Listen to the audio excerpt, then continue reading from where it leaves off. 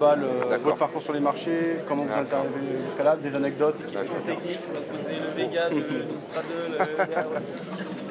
Voilà, on va s'installer. Je peux parler aussi de Tani, on le remercie quand même.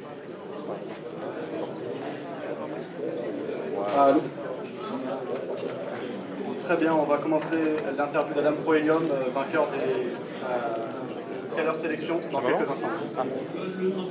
D'accord, ok. Voilà, bah c'est bon, on peut s'installer. Ok, d'accord. J'ai le cadrage.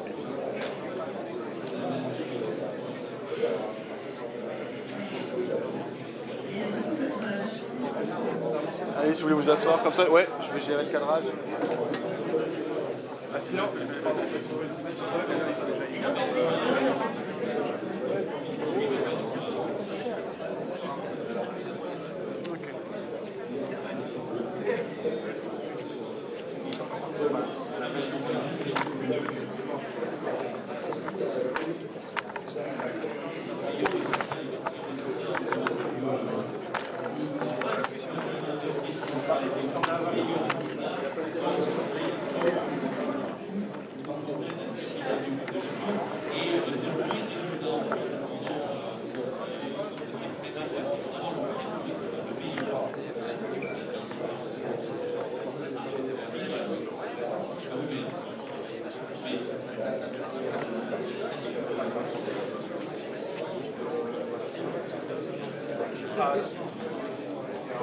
allô, ok.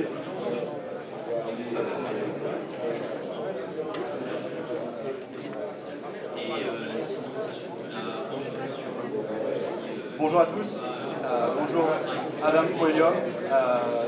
Vous avez été le vainqueur du concours qu'il y a eu avant ce salon, Trader Sélection. Je vais vous laisser vous présenter et nous présenter votre parcours sur les marchés financiers qui vous ont amené jusqu'à vous trouver ici aujourd'hui. Bonjour à tous, je me présente donc Adam Proelium. Donc je suis très bien. Merci pour les félicitations pour la sélection. D'autant plus que c'est la deuxième année consécutive donc, que je gagne Trader Sélection. Mon parcours, donc ok. Donc, oui. Peut-être.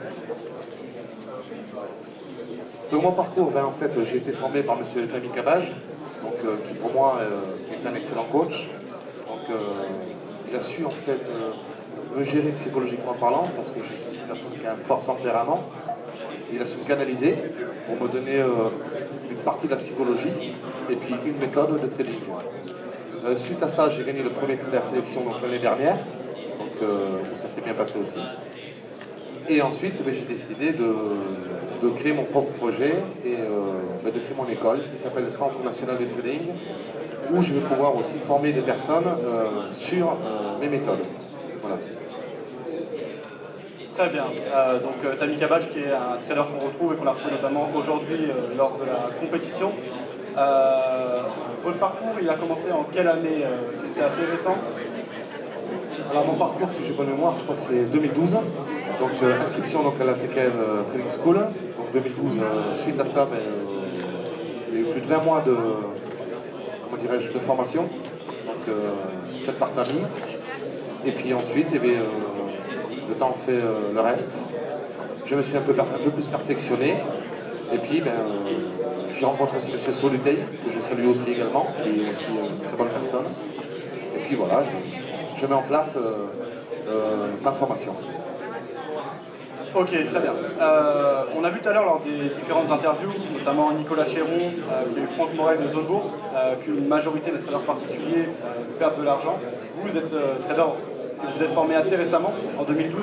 À votre avis, qu'est-ce qui a fait la différence entre justement les traders qui vont avoir du mal, même avec plusieurs années d'expérience, à atteindre un certain niveau de performance et on va dire une réussite assez rapide, parce que c'est la deuxième fois que vous vous qualifiez pour cet événement.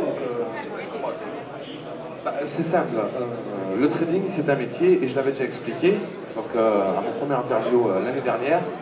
L'élément clé dans le trading c'est la psychologie. La psychologie c'est l'élément maître. Alors on peut avoir de très bonnes méthodes. Maintenant si le côté psychologique ne suit pas, Donc la personne ne pourra pas percer. D'où le fait d'avoir, et l'importance d'avoir un coach donc, qui vous suit, qui va corriger ses biais en fait, comportementaux et cognitifs, et qui vous permettra d'être plus à l'aise face au marché. Parce que bon, le trading, il y a une analyse à faire avant, il y a des prises de position qu'il faut tenir, il faut savoir respecter ses plans et très peu le respectent. Alors après, ils sortent du money management. J'avais bien précisé que c'est 1% par jour. Beaucoup s'exposent avec des positions de 5 voire 7%, ce qui est énorme. Voilà, c'est un point de vue. Donc la psychologie, j'insiste dessus, c'est l'élément fondamental dans le trading. C'est très important. Très bien, on retrouve des approches assez similaires, puisque Nicolas Chéron tout à l'heure parlait également de la discipline qui selon lui faisait vraiment la différence, puisqu'on peut avoir maintenant beaucoup d'informations via des conférences sur internet, etc. Même les traders particuliers peuvent être très informés. Ceci dit, une des grosses différences entre justement un professionnel et un particulier, c'est la discipline, la psychologie. Ces deux aspects de toute façon sont assez liés en matière de trading. Même si ça fait seulement quelques années que vous tradez, est-ce que vous avez une anecdote à nous raconter, un moment marquant, on va dire, de votre jeune carrière en tant que trader? J'ai des bonnes et des mauvaises anecdotes. Donc, mauvaises entre guillemets, c'est plus par rapport à un manque d'expérience. Donc, dans mes débuts, par exemple, j'avais pris des positions sur l'euro-dollar. Donc, j'avais fait des gains relativement importants. Le montant, c'est pas important. Ça ne veut rien dire. Et ces gains, en fait, je les ai reperdus justement en 2 mois et demi. Je me suis cru tout puissant, j'avais pas de méthode, j'avais pas de psychologie, j'avais pas quelque part un coach qui me suivait. Et donc j'ai tout reperdu et j'ai reperdu aussi le montant de mon capital. Donc voilà, ça c'est une anecdote. Ensuite pour le reste, non, c'est un métier, je fais mon métier, j'aime ça, je suis un passionné du trading. Et puis il faut avoir un peu de pédagogie aussi pour les personnes qui s'intéressent au trading. Et puis ça va tout seul. Très bien. Ce que vous avez dit là, beaucoup de traders racontent cette histoire. C'est-à-dire qu'au départ, on commence, on s'intéresse au marché, on gagne de l'argent en appliquant une méthode, et ensuite, par défaut psychologique, on perd l'ensemble de son capital. C'est intéressant de voir qu'on retrouve ça chez beaucoup de traders différents. Et à votre avis, à quoi c'est lié? C'est quoi? C'est la psychologie humaine classique? Alors, c'est lié comme toute chose. On s'intéresse à un jeu de société. On veut jouer. On voit que c'est facile d'accès sur les bases, mais on n'a pas approfondi les règles du jeu. Du moment qu'on n'a pas les règles du jeu, il ne faut pas jouer. Parce qu'on a affaire à des professionnels qui sont là aussi pour faire du résultat. Et plus on va, plus il faut de résultat.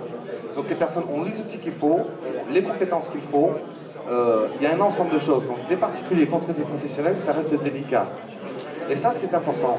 Donc sur le plan psychologique, c'est pareil. On est tout seul chez soi, on est devant ses écrans. Il y a tellement d'émotions qui arrivent d'un coup parce que c'est des poussées d'adrénaline. Donc où ça va être la joie et l'euphorie, et puis alors là, c'est la catastrophe. Ou ça va être le désespoir, et puis alors là, c'est le pire. Je préfère être fixé sur mon sort que d'être dans l'espoir. Parce que l'espoir paralyse. Tandis que quand on est fixé, on est fixé. Et après, c'est le but d'accepter les pertes. Parce que le trading, c'est un métier où on est voué à avoir des pertes. Ça fait partie de la règle du jeu. Maintenant, le plus important, c'est dans les gains, c'est de tenir ses positions. Et ça, c'est le but de mon apprentissage. Pyramider sur les positions, avoir le bon money management et surtout dans la psychologie parce que tout vraiment réside dedans. Ok, très bien. Si on entre plus en détail justement dans cette manière de gérer les pertes et de gérer le risque, vous avez parlé tout à l'heure de 1%.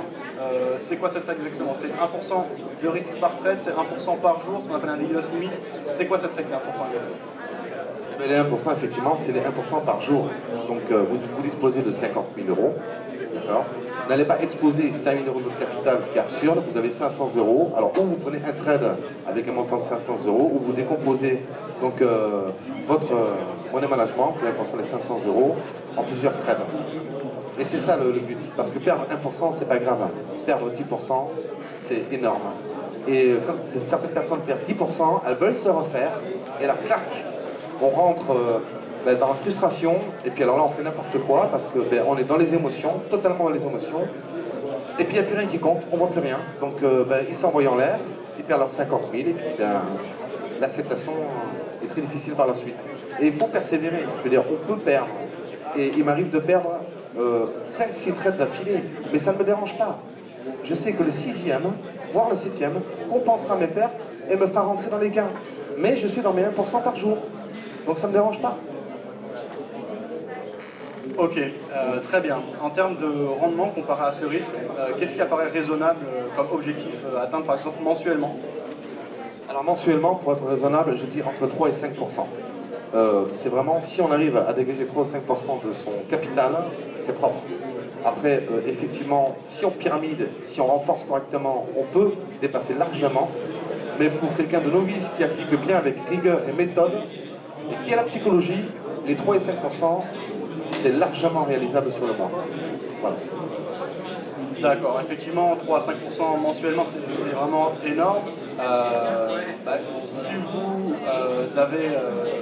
en fait, qu'est-ce que vous mettez en place pour atteindre ce niveau? Alors, vous avez parlé, justement, je pense à des formations.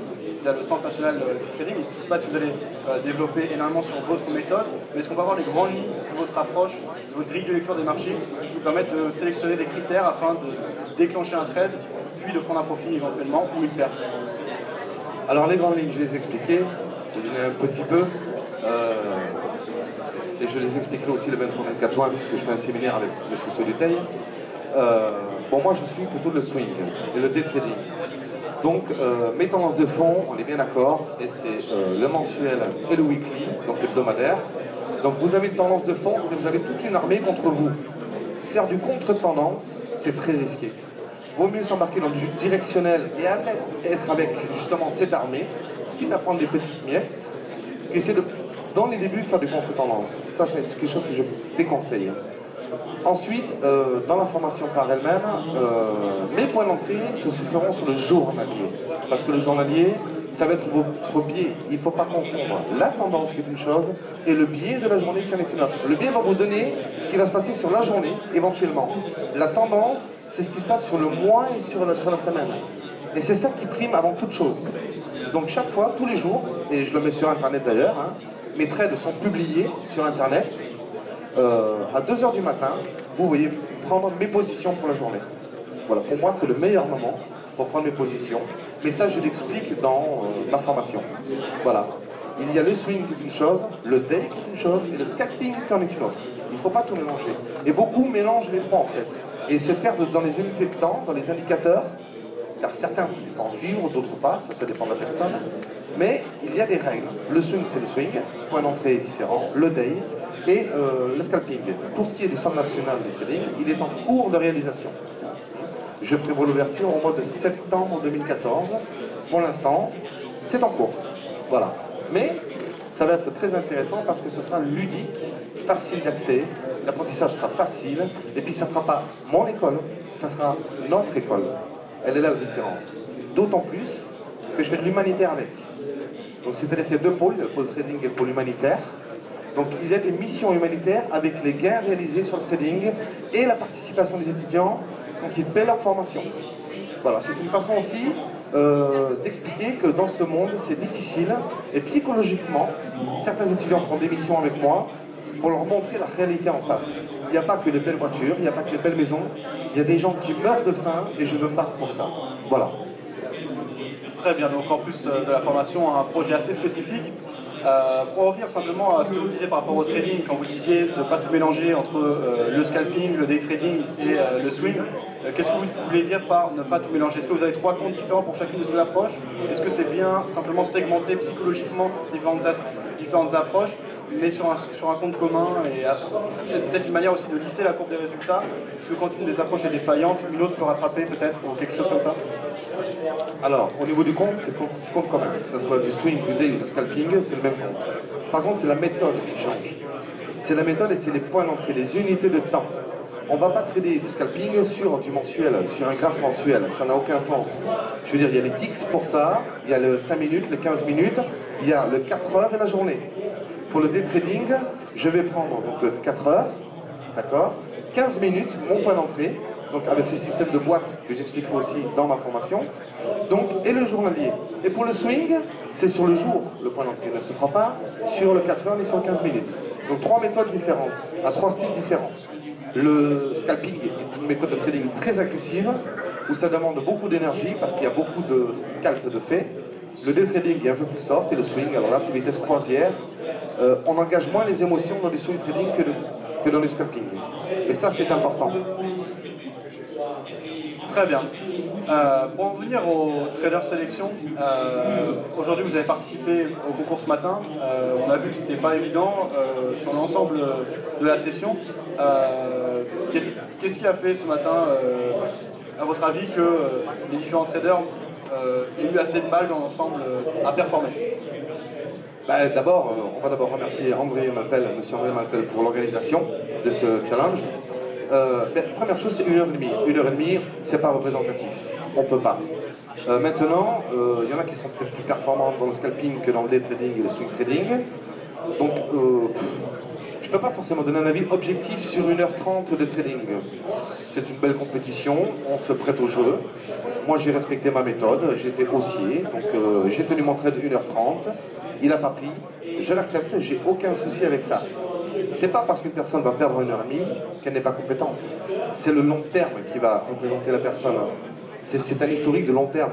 On peut faire de très beaux trades en 1 heure, comme on peut faire de très belles pertes aussi en 1 heure. Voilà. Donc après, félicitations au premier. Ça ne fait pas de gros montants, mais il a joué le jeu. Et c'est l'essentiel, on a participé, on est content. Voilà, c'est du plaisir. Ok, très bien. Simplement pour terminer, vous avez parlé de vos projets rapidement. Donc là, les dates à retenir dans vos différents projets, c'est septembre, avec le lancement officiel de cette formation. Est-ce qu'il y a d'autres éléments que vous allez développer prochainement? Alors effectivement, il y a l'ouverture des chances nationales de trading début septembre, d'autant plus que le concept c'est que j'aurai des confrères, parce que je n'ai pas de concurrents, j'ai que des confrères, qui pourront présenter leur formation dans le centre national de trading, ce qui permettra aux personnes de pouvoir faire un choix, donc au niveau des coachs. Ils présenteront leur projet, leur formation, et bienvenue à tout le monde.